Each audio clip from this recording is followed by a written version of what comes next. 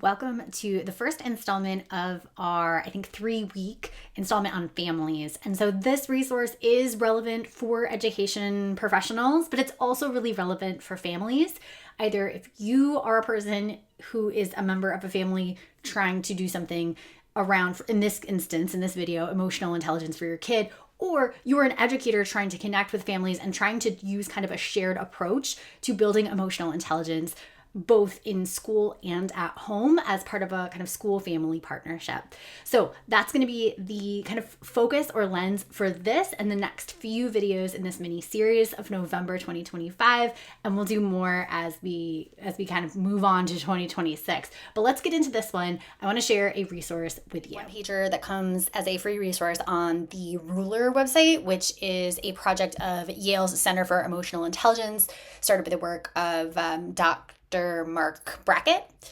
And RULER is an approach to emotional intelligence that stands for recognizing, understanding, labeling, expressing, and regulating emotions and families. So you can kind of see that up here, noting that these are all the things we want to do in relation to emotions. We want to recognize the emotion we're feeling.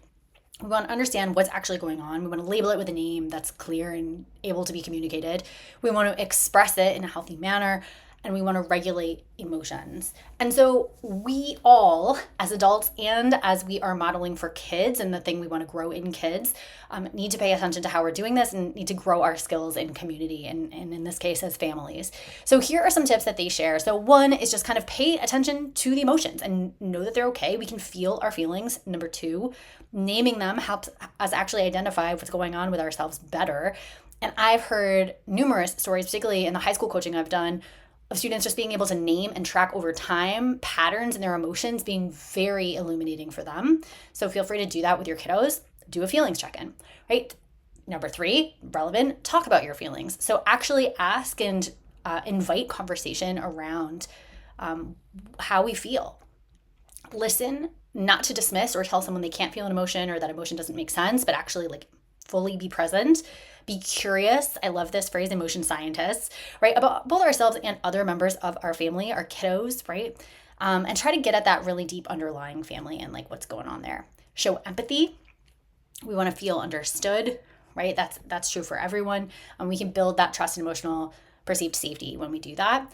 Choose your response wisely, right? So I like this distinction. Having feelings is different from acting on our feelings. So you don't necessarily need to immediately react when you have that feeling, but we can slow down, feel, think, right? And then choose a response. And you can coach kids to do that as well as model it for them. Remember, there's more than one view. So being able to share multiple points of view and their associated emotions is helpful. Stay connected. So just make sure that we are in communication and have these multiple touch points throughout our day with kids. And inviting them into conversation consistently to be able to share emotions, talk about it, right? That normalization of connectedness is going to be important. Have the courage to repair. Emotions get high. We say things. We raise our voices, right?